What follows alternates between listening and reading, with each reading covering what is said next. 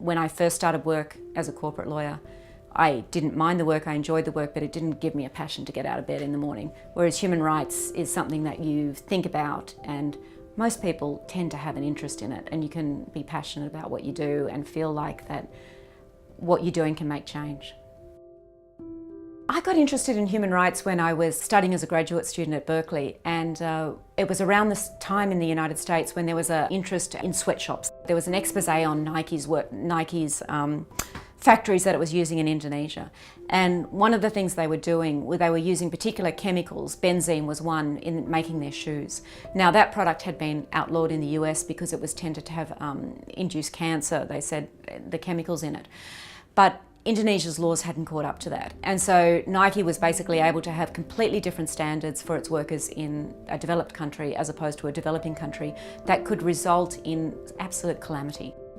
My research focuses on the intersection of business and human rights. So it looks at what do companies have to do and care about human rights? Why should they care about human rights?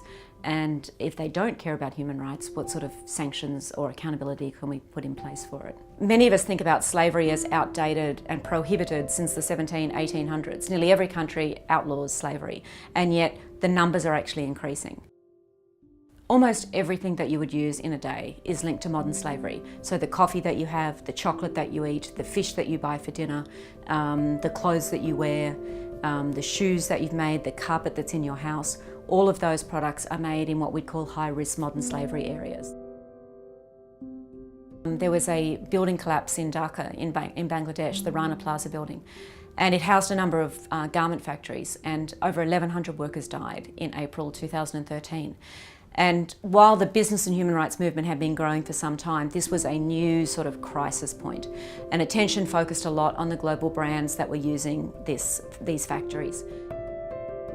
Companies have the most immediate impact on people's daily lives. The wages that we earn, the goods that we buy. If you can change companies, you can change how people live. If my work, in some ways helps one worker then get better wages, then you're achieving. If it gets, if it stops one person working in such bad conditions, then it's always going to be worthwhile.